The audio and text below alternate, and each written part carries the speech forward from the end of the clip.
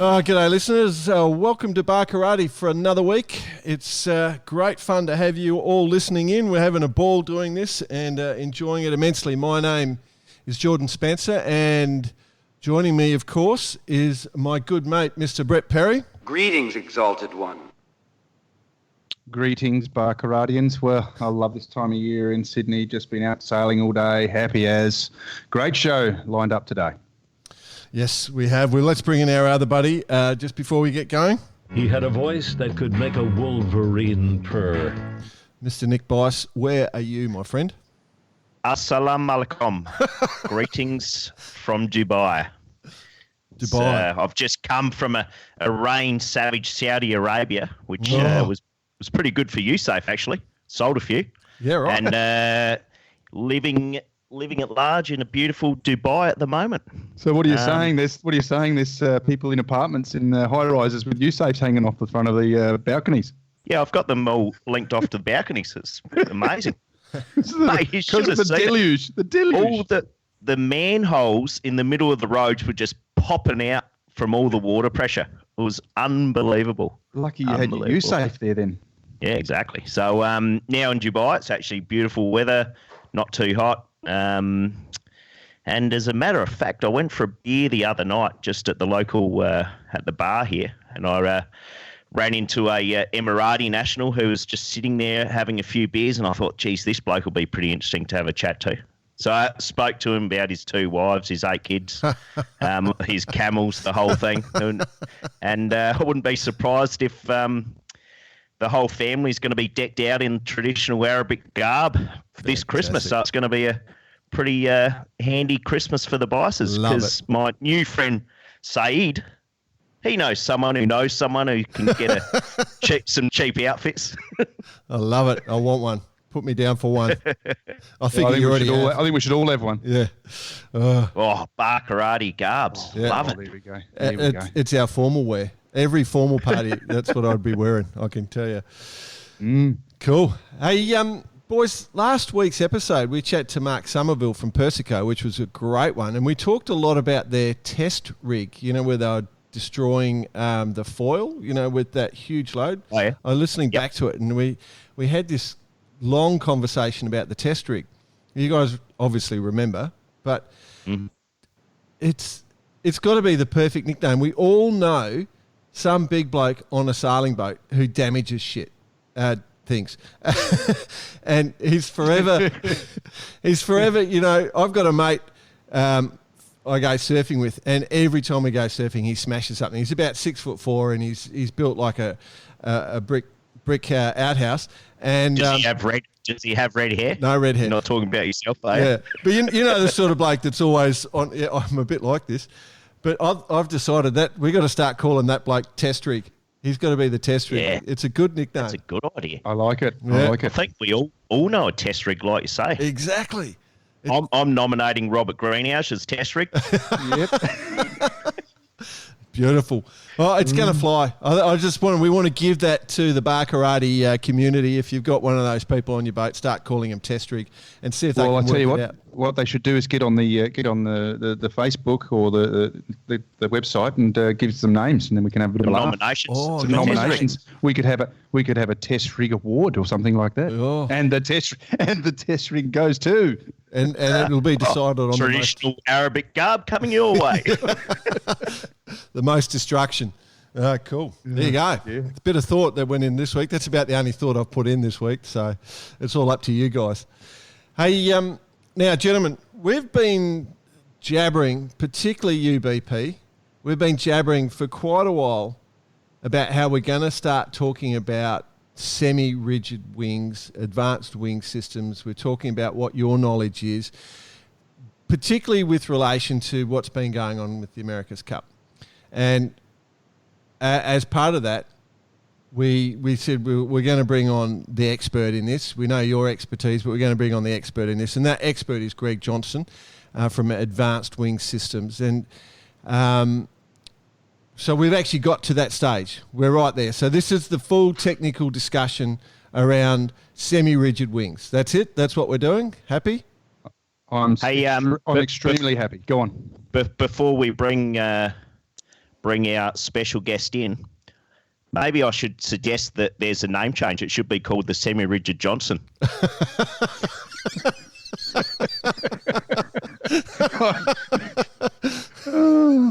I'll tell you what. I don't think. Sorry about that. Come on, bring him in.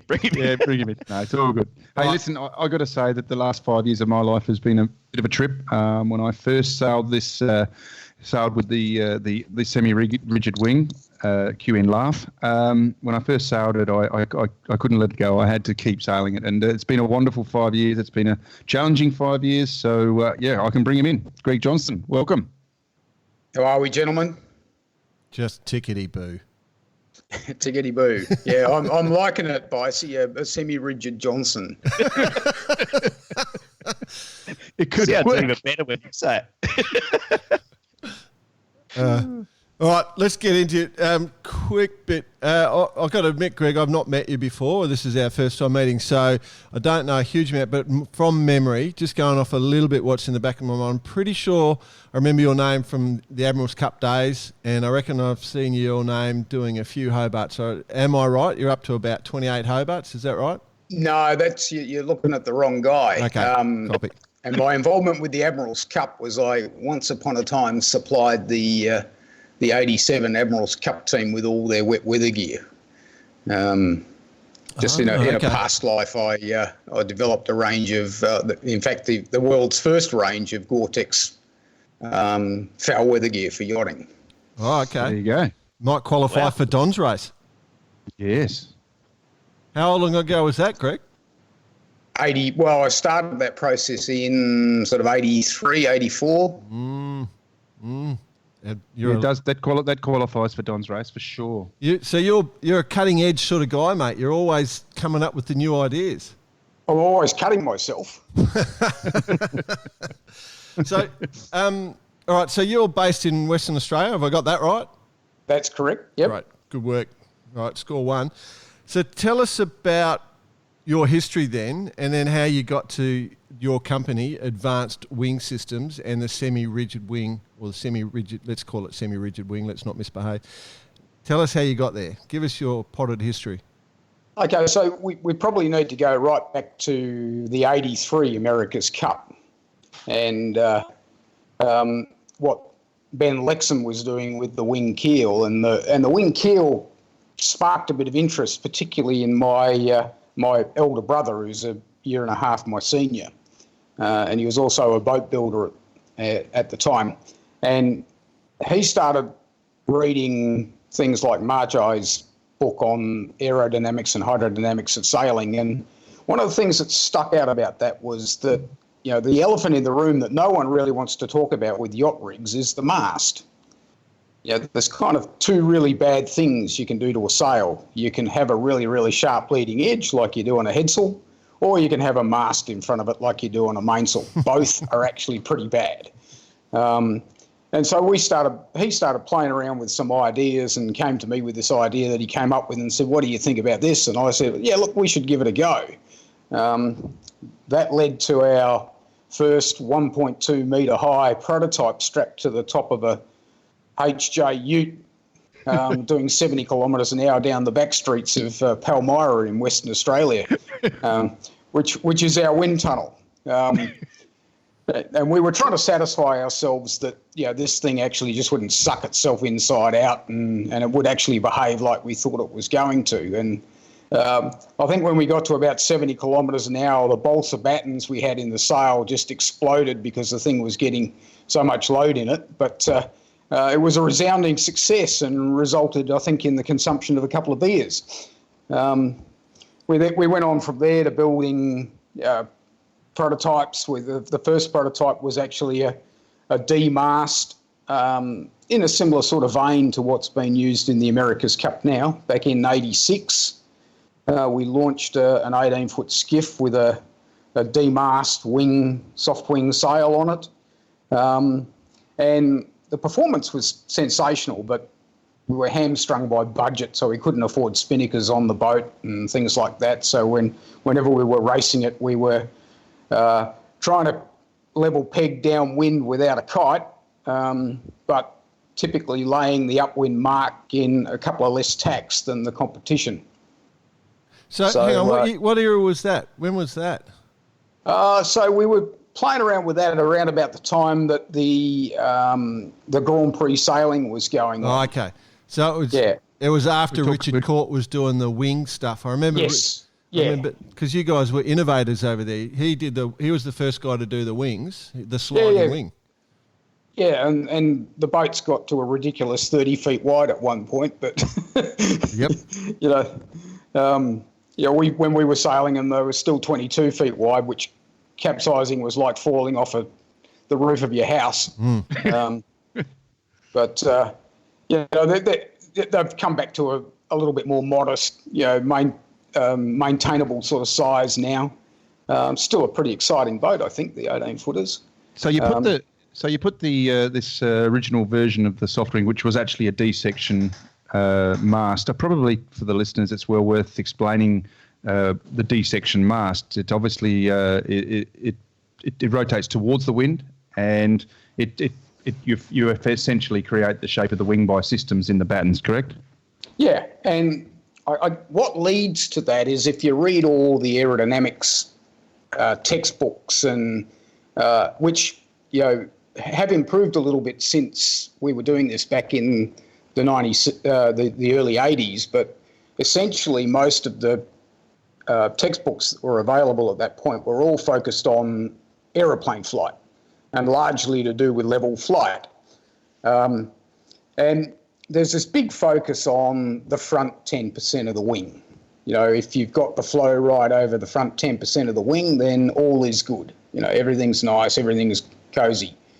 The problem that we discovered very early on in the piece is that by having a mast which rotates to windward, a bit like a wing mast, but it's big and fat at the back, so it's a D section, starts to become very problematic in terms of just engineering constraints and managing the shape of the thing and doing all of those types of things. And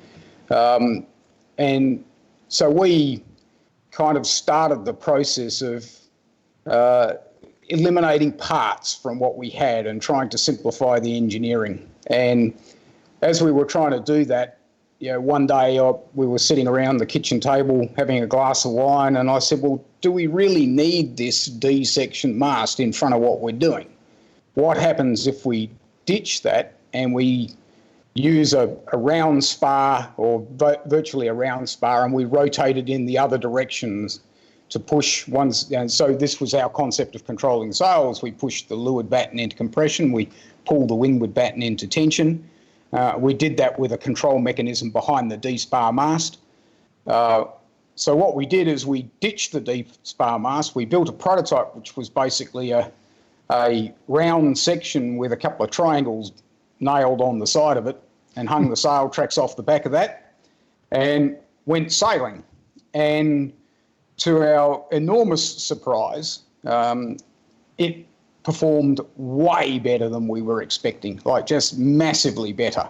It was, in fact, quite difficult to see the difference between what we were getting with all the complication with the D-spar and what we got by removing a whole heap of complication, a whole heap of engineering constraints with the way the mast was rotating and the way the sails were controlled, and went to something which had a very, very small number of parts in it compared to what we were using. And so that's kind of the design we've stuck with since. And we've refined that. The advent of cheap computing power and panel method computational fluid dynamics software, which you could run on a home computer. We started playing around with looking at the mast shape and trying to optimise the mast shape, and quite remarkably again, we ended up with something that was very, very close to the two triangles nailed onto the circle that we'd tried before. And so, that's where we're at today. And the focus has been more over. So for a long time, we just sailed our own boats. We just put this thing on. The cost of carbon fibre was horrendous. The sail making technology wasn't there yet. So the sails were heavy, the battens were heavy, and it really wasn't a viable thing with the materials technology which was available at the time.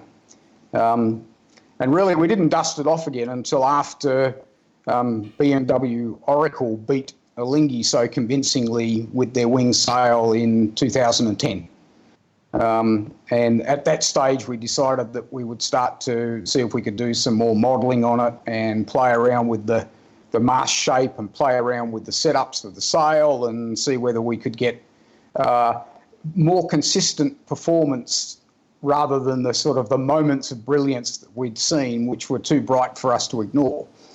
And so really from about 2012, we sort of started to focus on that pretty solidly. And now we're pretty much focusing on introducing rigs into the sort of 45 to 55 foot cruising catamaran market at the moment, because that seems to be where we're getting the most interest and traction.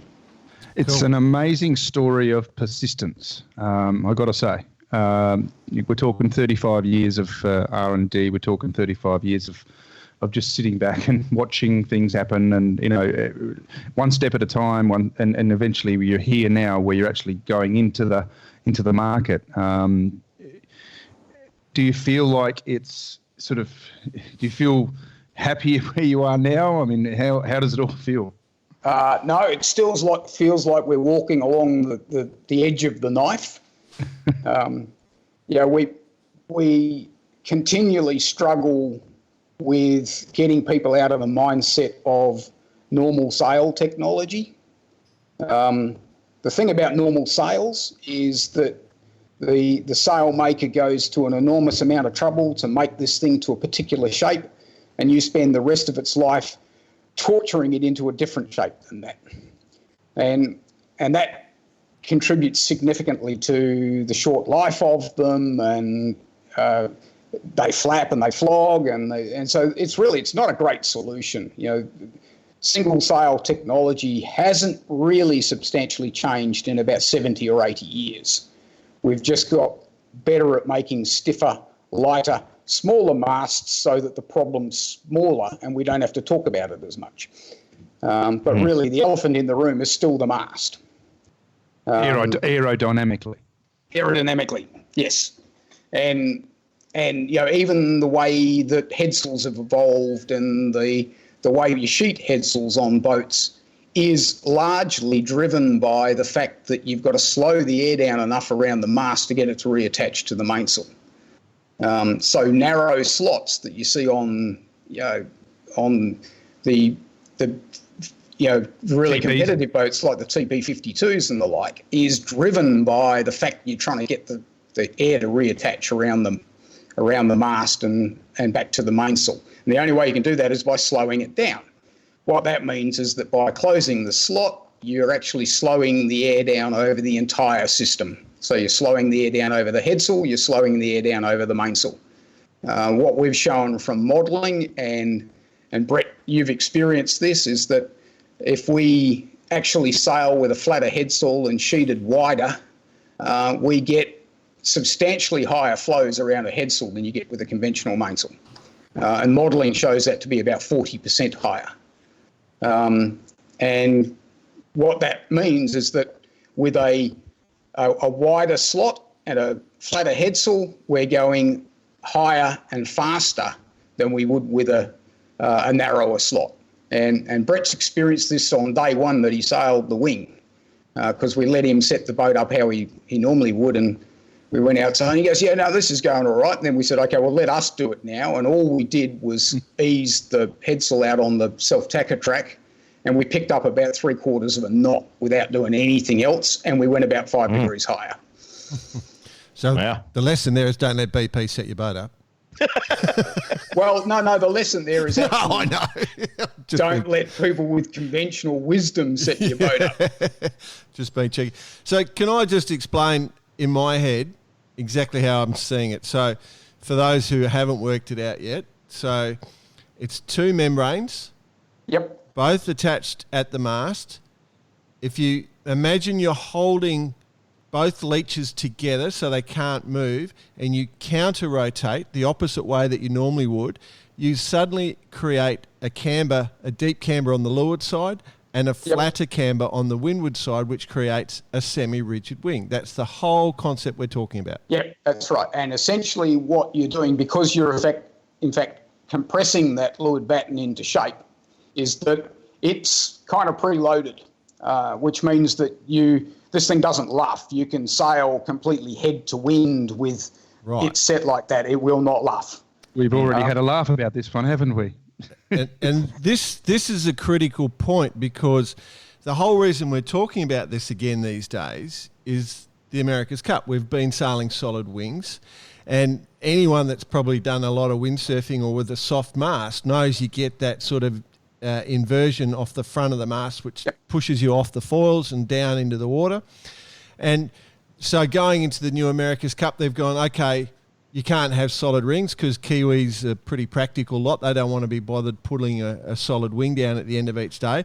So the whole concept is you've got to be able to drop it down like a normal sail, and you've got to be able to put it up. And so suddenly your idea is critical to the America's Cup boats, and now everyone's trying to reinvent your wheel at the moment. That's my understanding. But there's a difference because there's a one design component with the masts. Yes. So they have a D-shaped mast, which forces them, because of the shape of the mast, to rotate the mast to windward. So that now means that if you do nothing else, when you rotate the mast, you push the windward leech back and you pull the leeward leech forward. Yep. So which is the opposite of what you want. Now you've got a problem because you can't connect them together. Rigidly, certainly not, because they're moving in the opposite directions. And to get big cambers in the bottom of the sail, which you need, if you haven't got a double element wing, you need a lot of camber to try and get these things up on the foils. And if you're trying to get a lot of camber and you've got one leech moving forward and the other one moving back, the only way you can get that camber is either by moving the two together, which means you get effectively a massive amount of camber in your windward side, or separating them. And that separation can be quite large, and you only need to go back through the publicly available photos of the mule and even the current AC-75s that are on the water, and you can see that leech separation. Yep. That's a massive complication. So they've done it wrong, is what you're saying? Well, they're back at a generation. My personal opinion is that the rules are a contrivance to get sailmakers back into the fray with the America's Cup. Right. And I think the manifestation that we're seeing now is nothing like what was envisaged when the rules were penned by a combination of Team New Zealand or North Sails. And I think that's pretty evident by looking at the difference between what the Kiwis put out on their trimaran back in the early days and what they're sailing around with now on their boat. They're a very, very different manifestation. And I think the rules complicate things. I think they create something which is going to be very difficult to find trickle down. My personal view is they should have made the rules a whole lot simpler. What would be really nice is to see something like you're not allowed to hoist your mainsail until the 10-minute gun. Right. Now, that would have created some interest. Yeah. Yeah. There you go, boys. Have a go at that one. That's a good one. I've actually read the rule. It's clause 20 in the rules, which actually talks about that.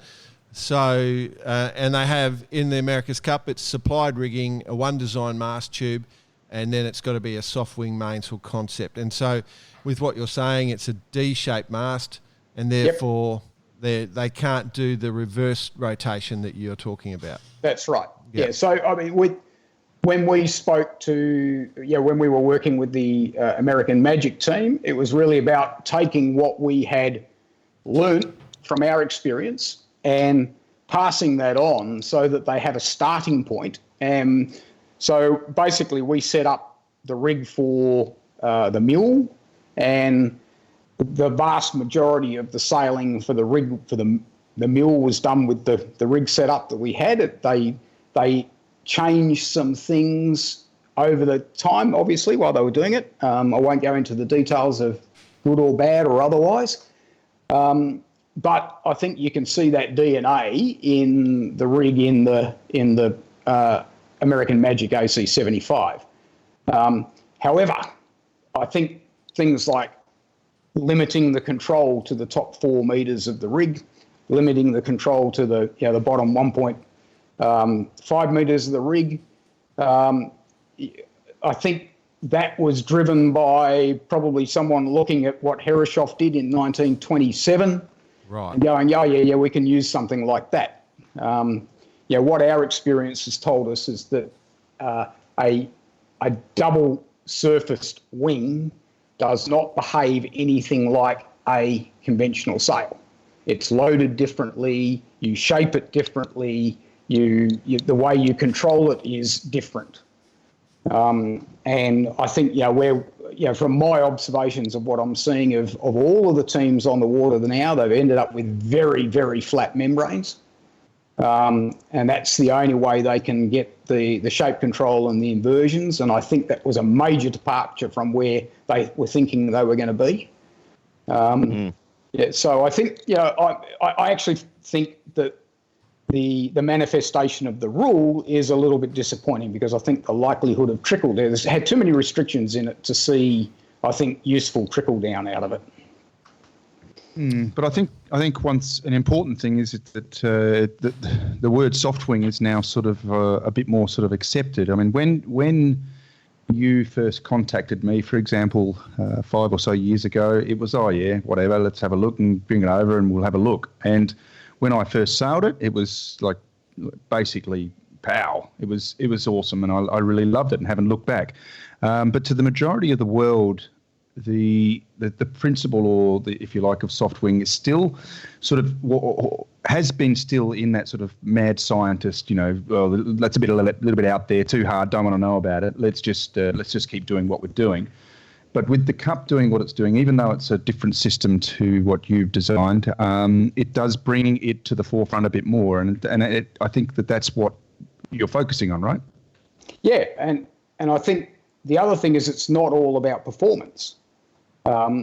These things are much, much easier to sail, and they're much nicer. So it's a little bit like, you talked a little bit about that inversion that you get in the luff when you sail too high. Now that manifests itself in a really, really practical outcome with sailing, is that you're sailing along and you're going to windward and you go over a wave and it luffs. So immediately the centre of pressure moves back in the mainsail, so you pull the helm towards you to counter that and steer the boat back down again. The front of the sail sets again, the centre of effort rushes forward again, and your reaction is to push the helm away from you to counter that. And so you get into this cycle of pull the helm, push the helm, pull the helm, push the helm. And you're continually doing that. And all you're really doing is countering the movement in the centre of effort that's in the mainsail. I mean, there's waves and stuff going on as well. If you don't get that luff, then all of a sudden the amount of control input you need to put into the helm drops dramatically. Which is why we're seeing the AC50s, the SailGP boats, and all those hard wing boats able to get around the track as we are seeing with the 75s now. Aero stability is really important in terms of your hydrodynamic performance, and people don't kind of realise that. It's all really good to talk about wheels and tyres, which is effectively what foils are. But if you don't have a conversation sometime about the engine, you're missing out a very, very, very large part of the performance loop. Sure, improving your drag and reducing the amount of effort it requires to push the boat along gives you a performance benefit, there's no doubt. But without the improvements in things like the stability of the power curve and the ability to control it, you rapidly start to run into control issues when you push that envelope too far. And there's myriads of images out there of boats foiling all cracked off. There's actually not a whole lot of images out there of boats actually foiling upwind. Correct. And the only ones we see doing it successfully are the ones with wing sails on them. Correct. Well, I did actually post Drew P. Cox's version of a foiling monohull the other day. Did anyone see that? Did anyone see Drew P. Cox's boat with a semi-rigid Johnson? That's what we need. You idiots. You idiots. I must admit, Greg, with your discussion there, when I coach, the one of the fundamental rules I give my students is that the focus is to keep the rig as stable as possible in the air. That's the golden rule. And so what your product does, from all the conversations I've had with BP, I haven't actually sailed it. Bicey and I are down in Sydney this week, so we're probably going to go for a sail, is my guess. But we haven't. See you there. Oh, you'll be there? Yep. Cool. My expectation, so on the X, what he calls the X, it's not going to foil, it's not going to plane upwind. So the benefit is you're creating more efficiency, so it should go the same speed but higher. Yes. That's my expectation. And then in the foiling boats, like the America's Cup boats, where there's no drag, it's your speed, it should just go faster and faster till you reach that drag restriction, where you actually your lift or your drive is matched to your drag, and then you go. So, I mean, obviously, the faster you go, the more forward your apparent wind comes. The more forward your apparent wind comes, the more critical that luffing component becomes. And so you need stability in your rig in order to be able to sail high to the wind. Hence hard wings. Yeah.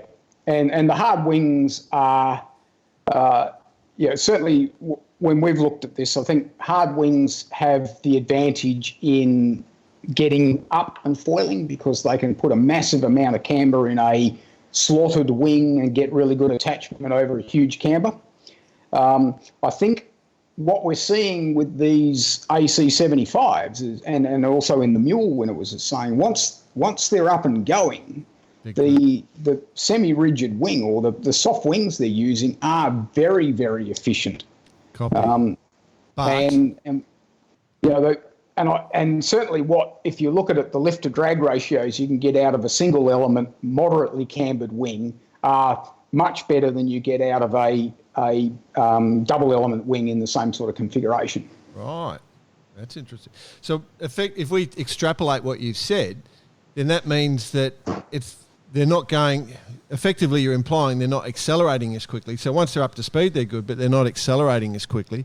So it means that your tacks and your jibes become so much more critical. So falling off your foil on this iteration of boat with the semi-rigid wing suddenly has a much bigger impact, is what we're saying. Yes, because it's really hard to get the same. I mean, a double element wing can get coefficients of lift which are up to 3 or even above, and you're not going to get that out of a single element wing, which is why the head sails become important in terms of matching the head sails to the conditions and everything, so that you've got the power in order to be able to get these things up on the foils.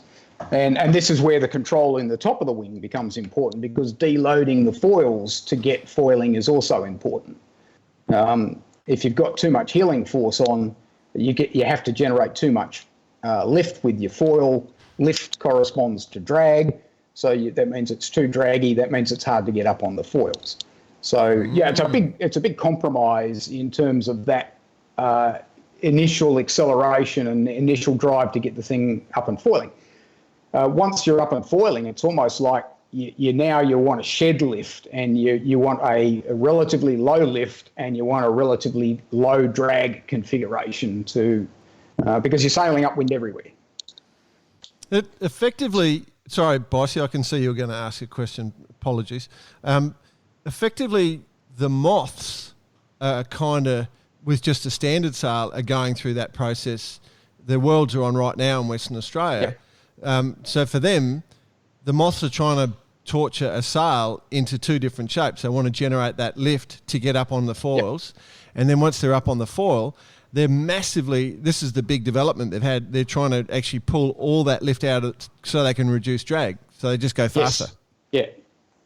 Yeah, and look, the Moth sail is a pretty efficient sail because you've got a pocket around, the masts keep getting smaller and smaller, and you've got a pocket around the mast, and so they are actually a pretty efficient foil.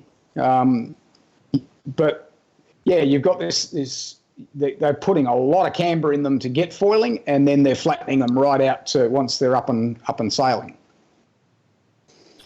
So, Greg, I had a question when you rolled into American Magic.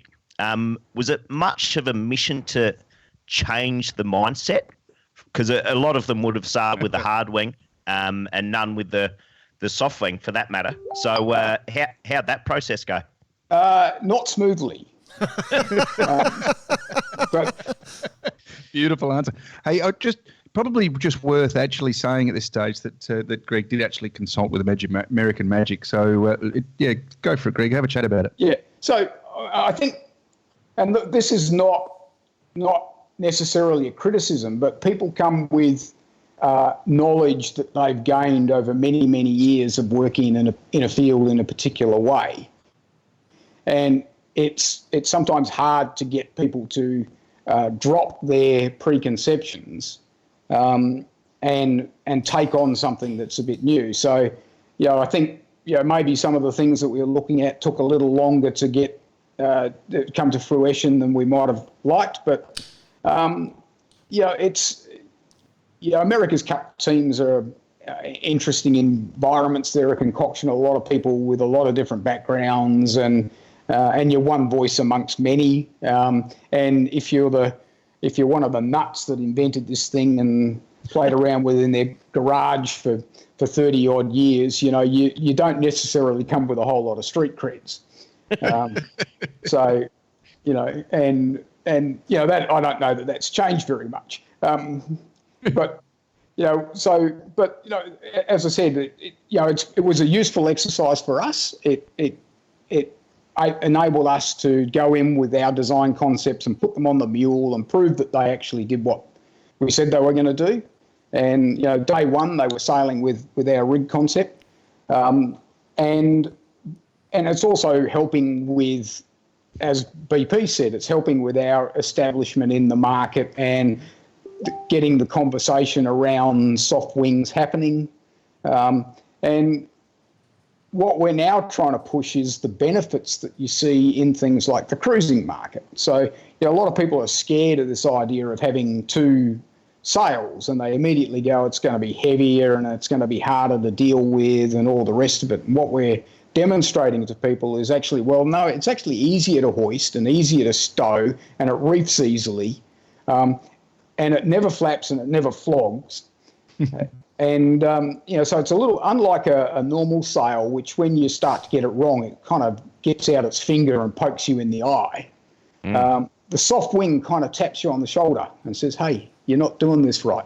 And I think in things like the cruising market, the performance is there, but the performance is actually a secondary issue to the benefits you get in ease of handling and longevity of your sails and just things like more practical aspects of sailing. Less power being consumed in your autopilot, just a nicer thing to live with. All right. So the question then, with all your expertise, Greg, have you looked at each rig? Let's talk America's Cup, because most of our listeners are going to want.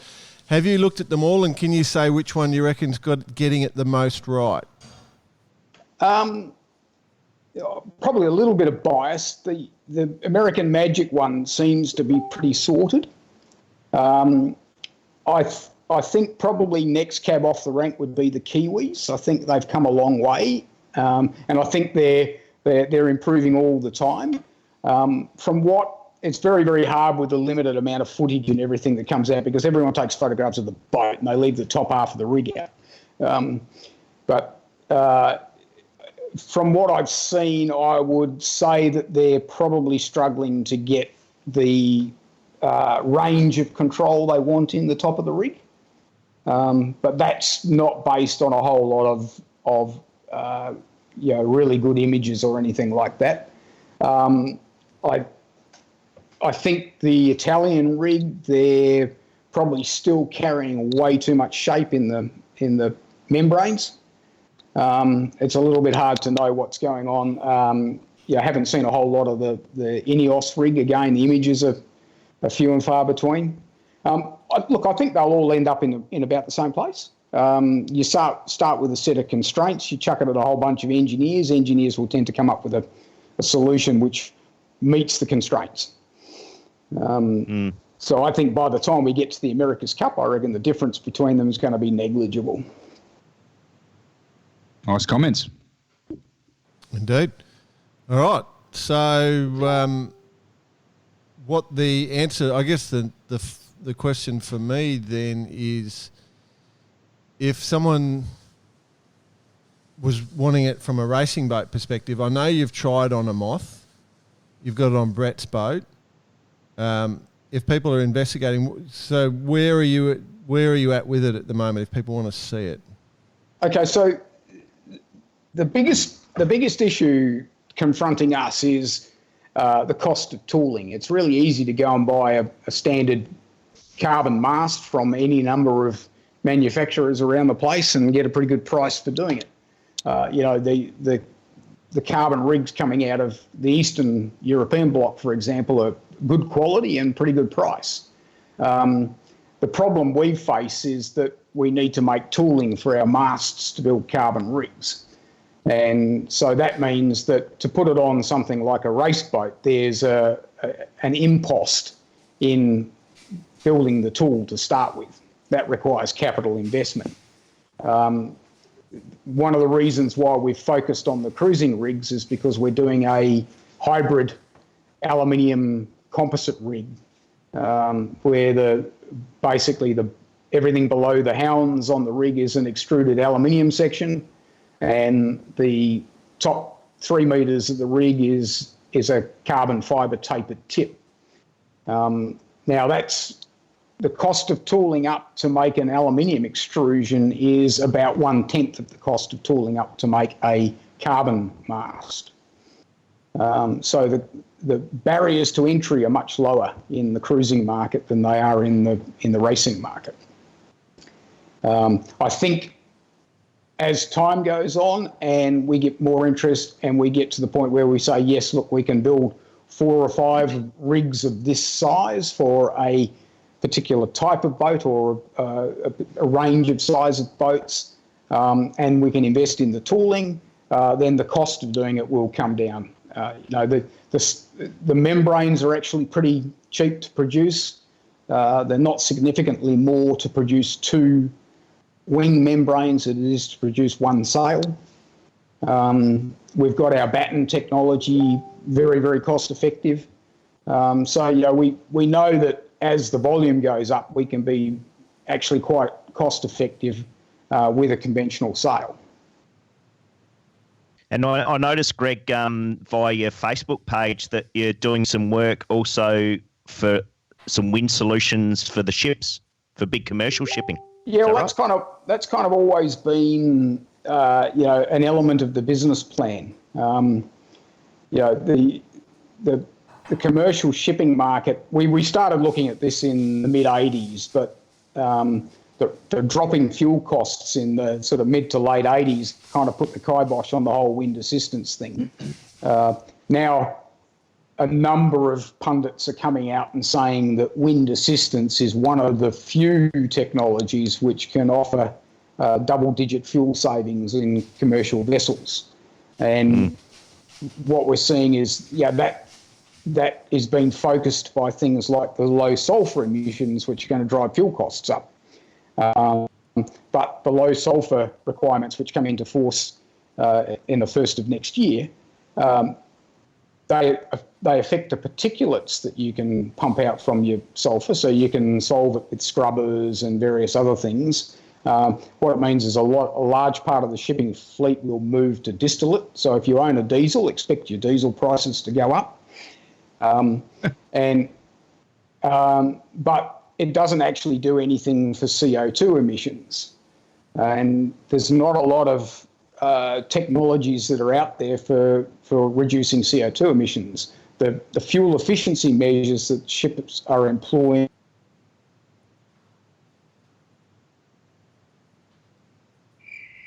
Yep. We've dropped Greg. Everything's Lost frozen. him. It was one of the big shipping agents just came through and took him out. Oh, that's a bummer. They're powerful companies, those oil companies, aren't they? Hey? They know what's They are going on. listening to us. Damn you. Oh, God. Let's see if we can get him back. Yeah, we'll move on because he probably has to go, so we weren't going to run with him through the. Here we go. Hang on. He's Darth Vader. He's back. Manager and all your They took out his voice box. Greg, if you're hearing us, mate, we had a breakdown. I can see your picture moving again. Just state that last bit again. Have you got us now?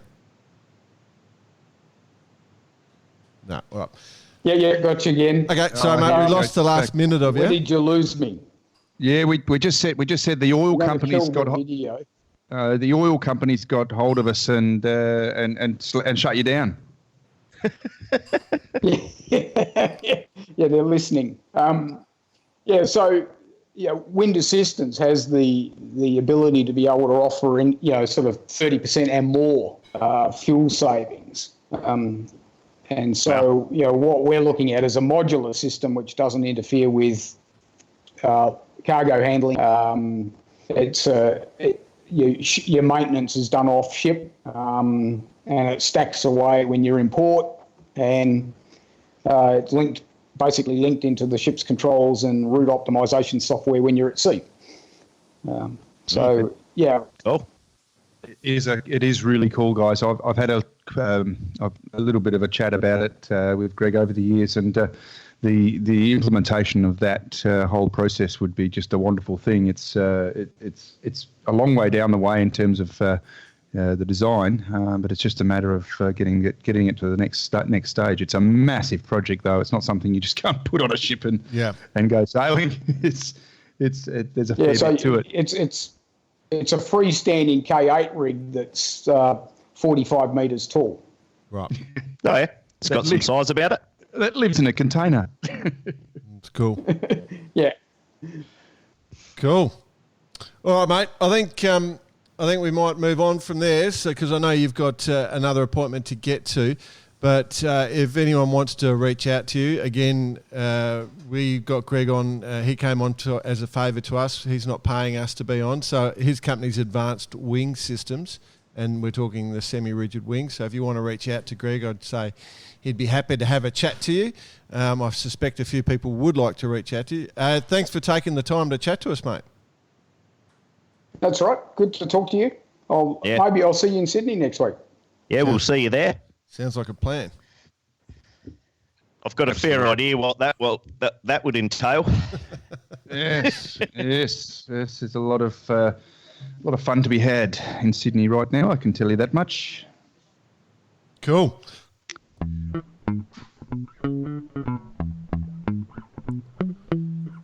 There might be a lot of fun to be had in Sydney, BP, but holy dooly, the big boat challenge. What happened? Oh my God. You have. I decided I'd. You're right there, little fella.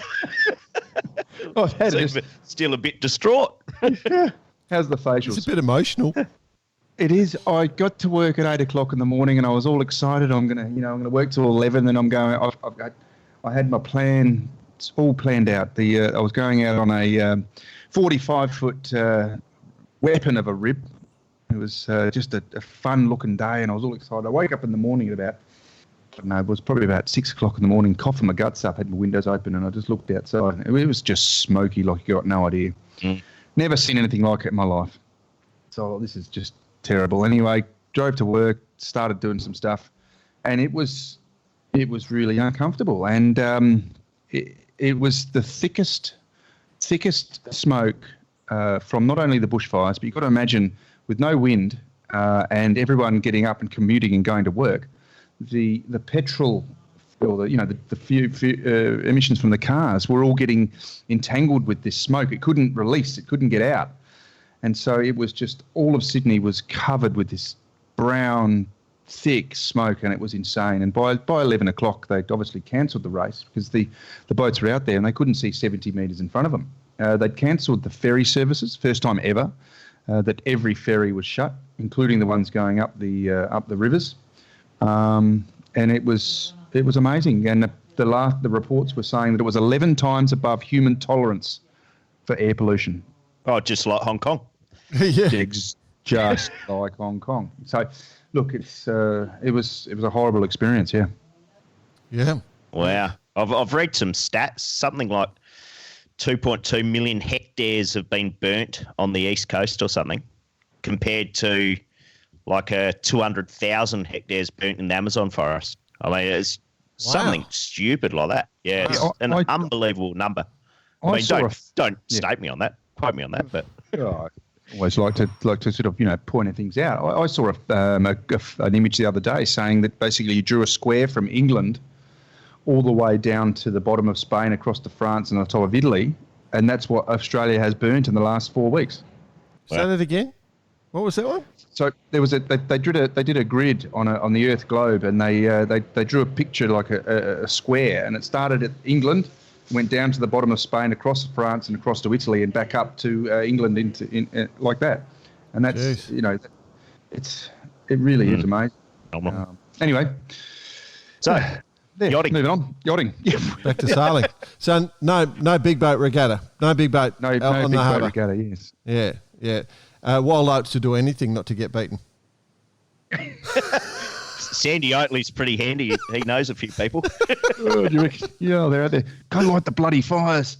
We haven't finished making the mast yet.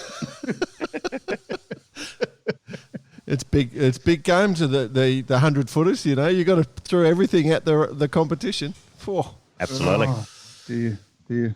Right, gentlemen, let's go and talk about the International Moth Worlds. We're excited. We're all pumped about this one, aren't we? Yep. Loving it. I've just been sort of having a little bit of a look, and young Kyle Langford's been pretty vocal. He's having a fun time, I can see. Well, let's first off, let's talk about the pre-worlds, because we all made our tips last week. In the pre-worlds, Tom Slingsby wins the Australian Championships, which were the pre-worlds, and it's his first win in the Moth class since he joined in 2010, which has blown my mind. I didn't actually work that out, but congratulations to Slingers. And congratulations to the J-Dog for backing him in, because, that was Yep. He's a done risk, well. It's a risk taker. Well, he did actually read the Ginga Challenge contract, and part of the Ginga Challenge contract was that he would only be accepted in if he did win the Australian Championships. So he's gone and done that. So he's one step further down the track. And let's clarify, it was a tie with Scott Babbage. So it was just a win on countback, and I hate the countback rule because both equally deserve it. So Scott Babbage as well, but the trophy goes to the Ginga, Mr. Slingsby. Langford into third, and then what shall we say? What can we call the fourth place guy? Test rig. Nailed it. Good work. Good work. So Roddy Greenhall in for fourth. He'll be listening too. G'day, Bobby. Matty Chu, fifth, and Tommy Burton, another Ginga Challenge member, in sixth. So that was pretty good. Pretty good little nationals for those, predominantly Australians. And if Somerville's listening from last week, I can't even find a New Zealand placing. Kiwi, no. Yeah, no. So I tried for you, mate. Brad Funk in 10th. You guys would know Brad, wouldn't you? Well, Bossy, I'm certain you know Brad. I don't know if BP does.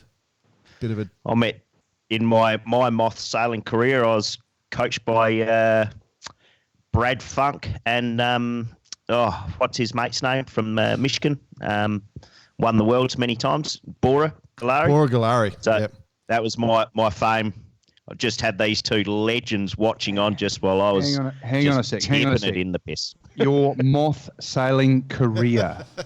Yeah, it lasted an hour. Having those blokes telling me what to do. So that matches my moth sailing career. So we're doing okay. Right. Now, speaking of the moth, so we've had to record Saturday, which is unusual for us, given all the travels and stuff. But I have lined up Langford to chat to us about exactly what's going on, but they're still out on the water. It's a late start today, I think. Yeah. Because they're waiting for the sea breeze. And we don't edit. We just put this thing as we go. So if Kyle does come on, we may add his section to the end of what we've recorded. All right. So we may, if you're listening in, there may be a Kyle Langford piece about where we're up to after the first 2 days of the Worlds. Currently, we've got 1 day of the Worlds, 4 races in with Slingsby at the top, tiled with Langford, Burton in third, Francesco Bruni in fourth, Brad Funk in fifth, and Scotty Babbage, and then test unit. What do we call it? I've forgotten now. Test rig in seventh. Okay. God, I've got a bit of work to do because I did actually vote for Test Rig to win, didn't I? Yep. Yeah, you got to get him up to speed. Now, boys, what I thought while we've been recording, I've been madly messaging Rob Jewson, our good mate Fritz, because he's watching. He's sitting there watching. I thought, Fritz, he'll be the perfect throw to actually give us an update. So because we need to bring people in on Skype, I've said, Fritz, what's your Skype address? He's gone, what Skype? Who do you think I am? Steve Jobs. Little does he know that's a Microsoft product these days. So, Fritz, you're as useless as tits on a bull, mate. We can't rely on you to do anything except sort of make silly jokes. So it would have been fun to get him on board. He would have been cracking report. I tell you what, he's becoming quite of a cult hero in our bar karate life, isn't he, Fritz? He's getting a lot of mentions. Well, he's a great man. I'm a big fan. He's one of my great. But no one knows him in bar karate. Well, that doesn't matter because Fritz in Australia, he's especially in Sydney. One of Fritz's greatest claims to fame is he got to sail with me for quite a few years. So he does talk about that every time I see him. On the 5-0, on the Sharpie occasionally, and so I made him famous. I got him there. I remember when I sailed with Jordan. Oh, He was the greatest. How are you, Fritz? Oh, still getting over it. He's left me. So again, listen in at the end if we do get Langford, but I suspect he's still out on the water. So that's where we're at. I haven't seen any results. I just checked then to see if the results have been updated. If Fritz was smart enough to have a Skype address, useless mongrel, would be good. But if you want to find out what's going on, go to Down Under Sail, which is Harry Fisher's little business. He's doing all the coverage. He's actually the media guy for the Moths. But we're all pumped up. Adorno, he's got a pretty good team over there, hasn't he? Adorno. Yeah. Pretty entertaining job, let's say. Yeah.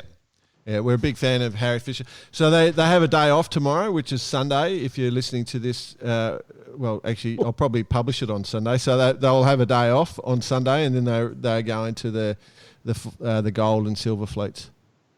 Dear, oh dear. Could be a big night. Mounts Bay Sailing Club. Yeah. It's a good part of the world. There's a brewery just used to be down there. The old, what was it? What was the Bondi's brewery? Swan River? Swan Brewery? Swan. That's it.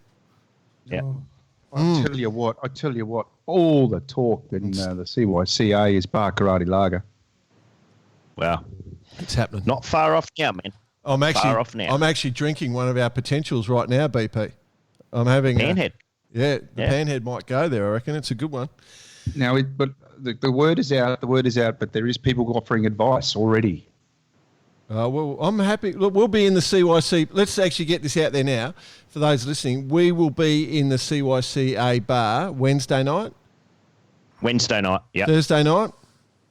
Will we be there Thursday night? No, Wednesday night, Thursday morning, lunchtime. We're there. And by the way, if my wife's listening in, I'm going to Sydney on Wednesday. By the way, darling, I'm going to Sydney on Wednesday. And we're never home. So we'll be there Wednesday, Thursday, Friday.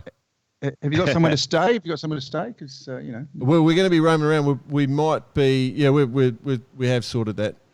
But we'll be seeing you. Don't you worry about that. We're actually, and those who are interested in the USAFE product, we'll probably throw it in the water somewhere around that area on Wednesday evening, maybe, boss. What do you reckon? Yep, absolutely. Yep. So they'll be able to see how you could use it to save lives. So USAFE is paying for all our travel at the moment, so we hopefully for a long time. So we will be showing people the USAFE. If you're interested, come down and have a look, or just come down and have a bar karate beer. Not that it exists, but we'll just have a beer. We'll be having a beer. Looking forward to it. We'll be having a beer Wednesday night. We'll pretend it's a bar karate lager. Oh, can you imagine the discussion? All right, let's move on, because some people will be going, this is boring conversation. Nothing to report on the Finns yet.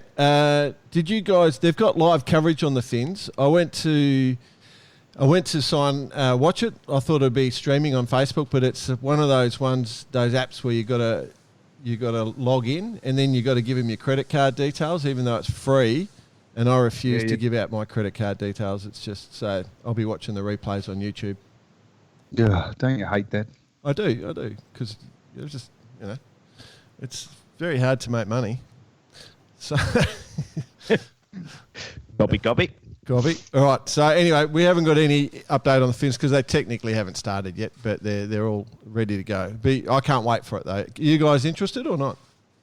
Yeah, definitely. I love it. Always interested. Yep. Always interested. It's a good I time. actually caught up with Knocker the other day. Little fella. Yep, had a little chat to him. So he might be around next week. So there might be a few people around to have a chat to. Yeah, we should Could do be that. fun. Get a bit of an update. All right. Big news during the week. Denmark. Yes. Denmark into the SailGP. The little Danish farmer who could is going to skip her. Nikolai Sahested. Congratulations, Yep. Nikolai. He's one of the great fellas of the world. I love that bloke. Yeah, good man. And he's been going hard on the circuit for many years now, so I wouldn't be surprised to see him up the pointy end. But once again, there wasn't much banter from any of the other skippers, which was pretty hopeless, to be honest, truth. Go on, BP. So, Look, I have had a chat to the layman about this, and he's putting together a bit of work for next week. I think we might see him. So what we're going to have is some suggested banter for sailors from an expert in non-expert sailor, but expert in the taking the piss. Yeah, the sledge. The ultimate sledge. Yeah. Oh God, I tell you So what. I reckon it's part of the conspiracy, though. I know Nikolai's a big Land Rover Defender fan, so maybe he's trying to get in there, or to try and get one of the new Defenders out of the Ratcliffe stable. Who knows? Don't know. But, so, because for those who don't know Nikolai, he's been around the world a few times in the Volvo, and he did a lot of time on the international match racing tour. Also, at the helm of the whole thing is Jonas Holg Christensen, who was the silver medalist, for those who know Jonas. So he's the team manager for the thing. So I reckon Bicey's right. He will turn up to the front of the fleet pretty quickly, but I think he's got to catch up for a year's worth of sailors. Yeah, so, sure. But he's a great sailor. He's a great bloke. Yeah, well, as Outridge says, Ben Ainsley's in as well, so he's his favourite, isn't he now? Yeah, copy. All right, so that's good news. Good news. We got the SailGP looks like it's going well. We're happy. Yep. Yeah, Definitely. Looking forward to it getting to Sydney. I spoke to a couple of guys yesterday about it who are involved, and it's all full steam ahead. Boys. What is it? End of Feb in Sydney, right? Yeah. You know what would be really awesome? Hopefully it doesn't Clash with the Blue Water Classic. clash with the Teakle Blue Water Classic. Blue, yeah. Because what would just be funny? Just before the Teakle Blue Water classic is I'm taking the X up to the national sports boats up at Toronto on the lake. Oh, yep. So I've got a bit on that week. Yep. Same week. So, You know what would be really cool is if Barkarati broadcast from the bowsprit of, we have one of us on each of the SailGP boats just from the bowsprit. Broadcasting from the bowsprit. A bag sitting on the shore and running the desk. you idiot. I am an idiot. Absolutely. All right, let's move on. Youth America's Cup. There's a lot going on there because if we go back to the conversation we had last week with Somerville, he was talking about their boat being part of the Youth America's Cup, and now we've got another boat. I'll keep it on the down low. It's just it's an interesting thing that that came out, and so we'll see. I mean, what have they actually said? It's confirmed. It's a joint from YDL and Team New Zealand, right? Yep. But only in New Zealand. No, and so it's a 9-metre falling monohull designed by a New Zealand boat building company, YDM, as you said. YDL, yeah. Yep. And then the first event, they'll all be one design, and the first event will be a fleet racing event. It's planned for November in China, 2020. Okay, which will be massively attended because the Chinese come out in droves to sailing events. Sorry, I'm just a bit bitter on something there. Just choking on something. And then the match racing regatta in Auckland, February 18 to 23rd of 2021. And then a finals event March 8 to 12th under the Harbour Bridge in Auckland is what I reckon. Yeah, look, there was a bit of a chat about it off the behind the scenes the other day because I'm quite interested in the 6.9F.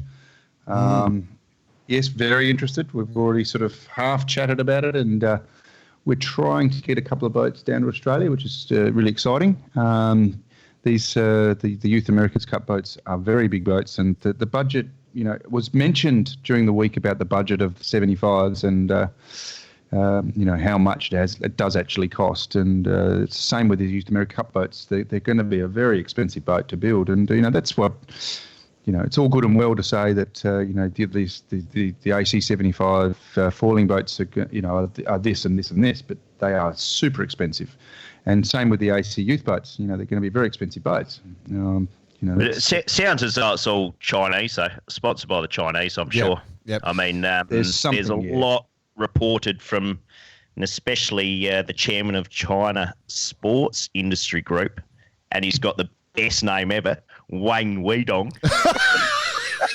I don't get the humour. What are you talking about? Wang Weidong.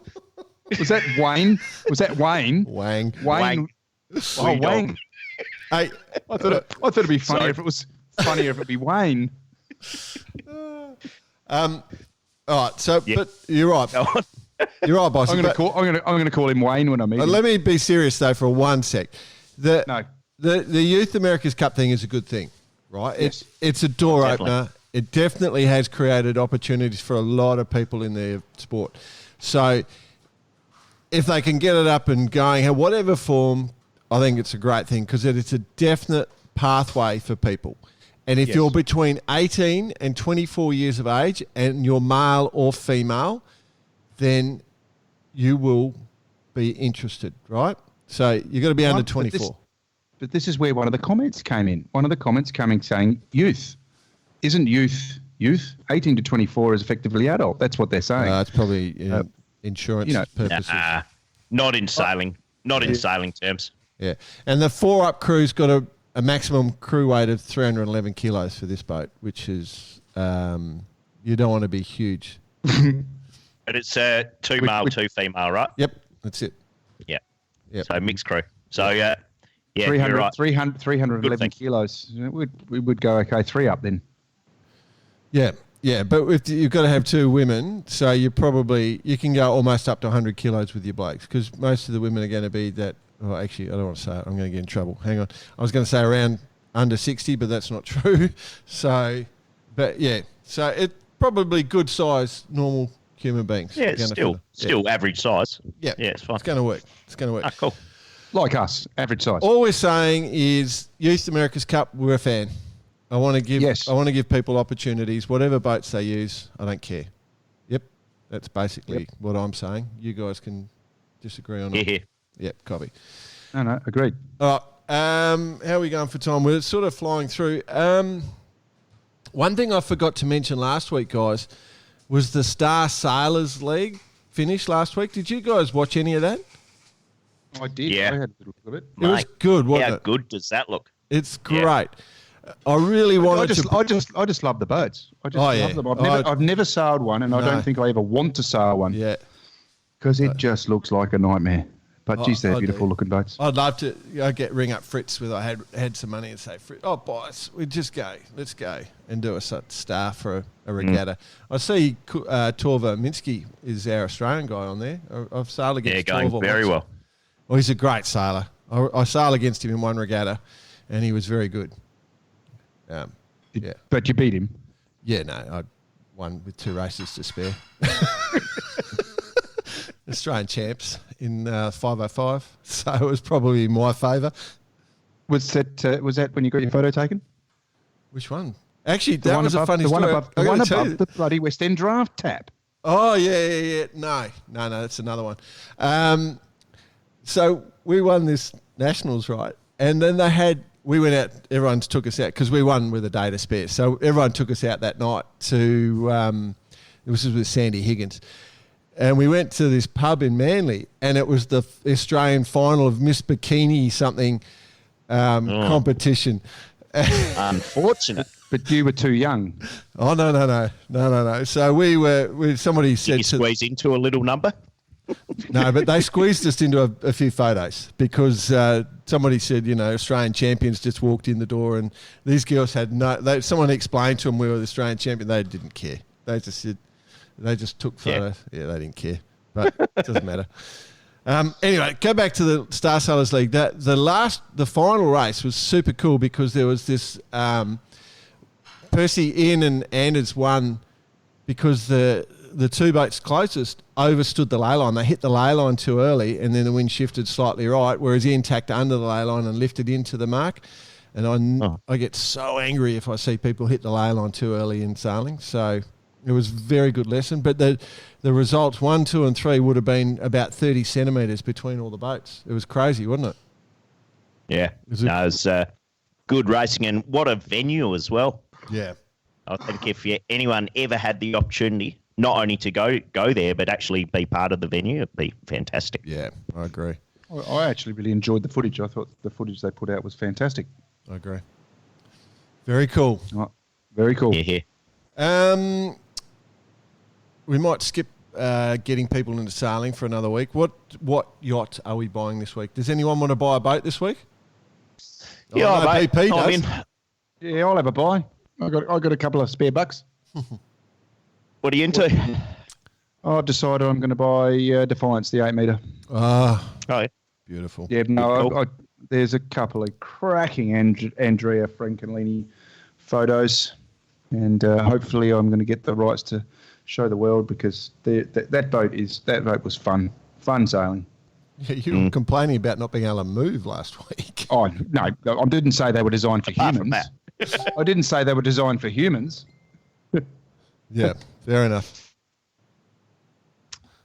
And I'll send you a photo after this, and you can see what I'm talking about. I am going for the traditional dhow, having been here in Dubai. Oh, And if you haven't seen them before, it's they're my worth dream. checking out. It's my And, dream to sail one of them. They have some fantastic racing. They actually go out with sandbags. So up the first work, they're stacking the boat like you wouldn't believe. And once they get around the top mark, just dump the sandbags off. Off they go. Empty the sand out. Yeah. Because But they've got a fair fantastic supply of looking that. boats and their sail plan. I'm not sure who the sailmaker is here, but they've got some beautiful looking sails as well. Yes, it's very intense. I don't suppose you've caught up with young Booty Almeri since you've been there, but he's got a 60-footer. Yeah. His family's got a 60-footer, and it's very competitive. Very competitive. I mean, they're running all the latest Dyneema rigging. Absolutely. They're spending hundreds of thousands of dollars on those boats. Yep, I agree with you.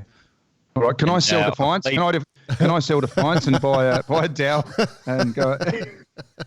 Yeah, I believe the last big regatta here, the winner went home with 10 camels. That's how much. It is true. They do pay. They pay well. The Arabian Blue Healer. That was a beauty.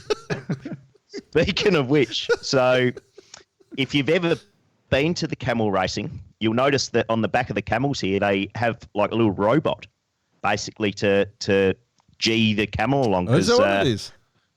Back in the day, it used to be young kids, but they've kind of the human rights have moved on a little bit from there. So now it's a robot which is controlled with a remote control by the basically the marshals cruising around on the inside of the track. Oh, cool! Pretty interesting stuff.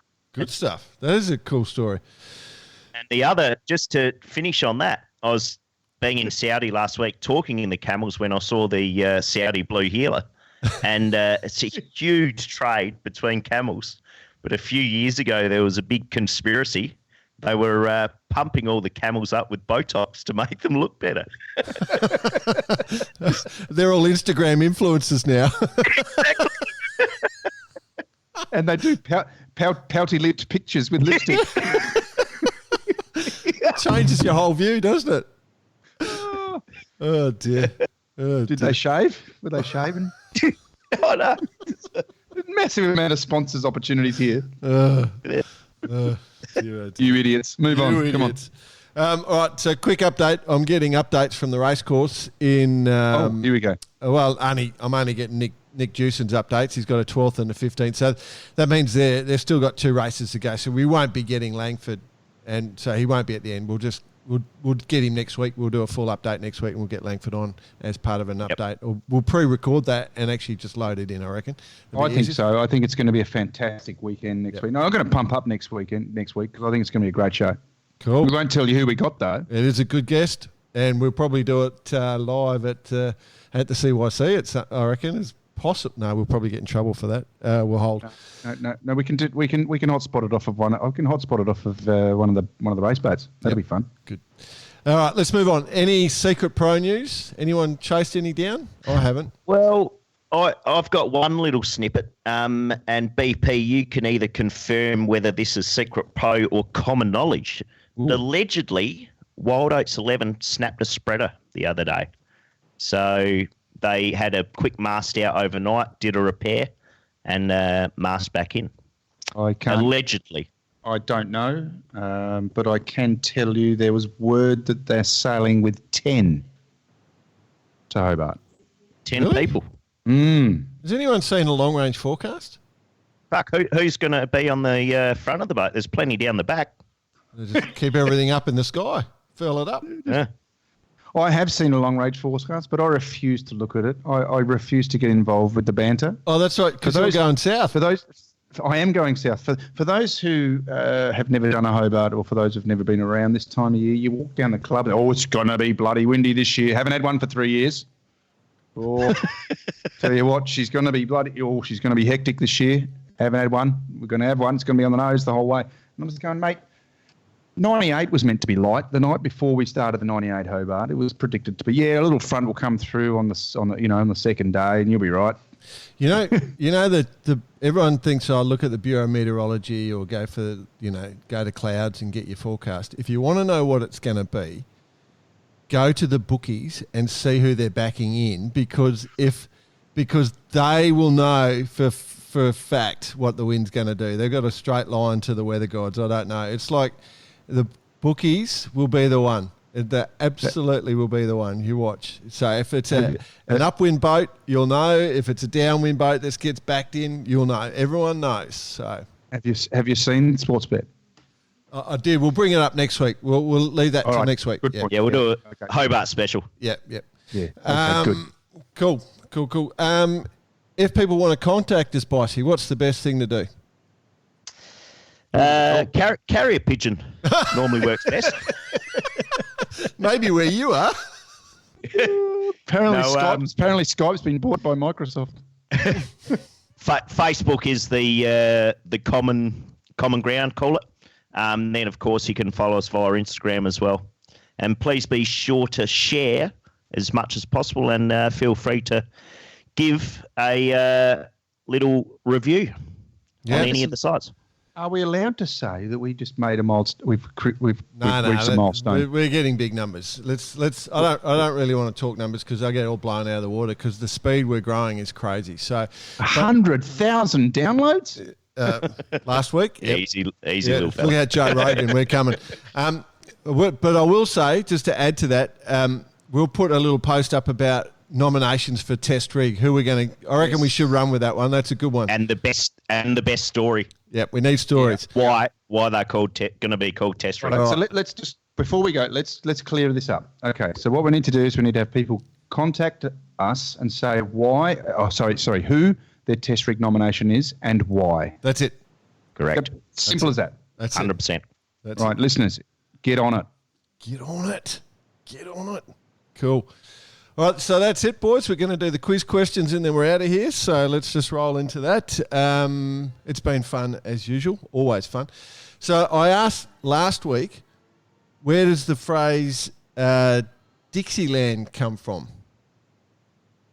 I don't know if you guys remember that one. No idea? Well, I remember. But it's doesn't really interest me. To tell you the honest truth. No. I only asked it because I was in Louisiana. The phrase Dixieland comes from the name Dix, Dix, D-I-X. There's been a lot of references this episode. That was the currency of Louisiana back when the states were using their own currency. So a Dix was what they used to have. So if you were in New Orleans, you would have gone in with your Dix and purchased things. How'd you go this week, mate? Yeah, made 10 dicks. That's it. Okay. All right. Okay, so that's the reason that was called Dixieland. All right, which is kind of interesting. This one's interesting when you hear the answer, but you won't find out till next week. Which creature can detect a female of their species up to 7 miles or 11 kilometres away? Me. Boss! I can. You idiots. You idiots. You idiot. We are definitely putting that on a shirt, aren't we? That's sticking, that one. I reckon just, me. You me? All right, that's your answer? All right, well, I'll let you know next week. All right, good on you. Gobby. Thanks, everyone. I had a good time. I don't know about you, blokes, but I had an absolute ball today, so good work. Good listening. All right. Loving it.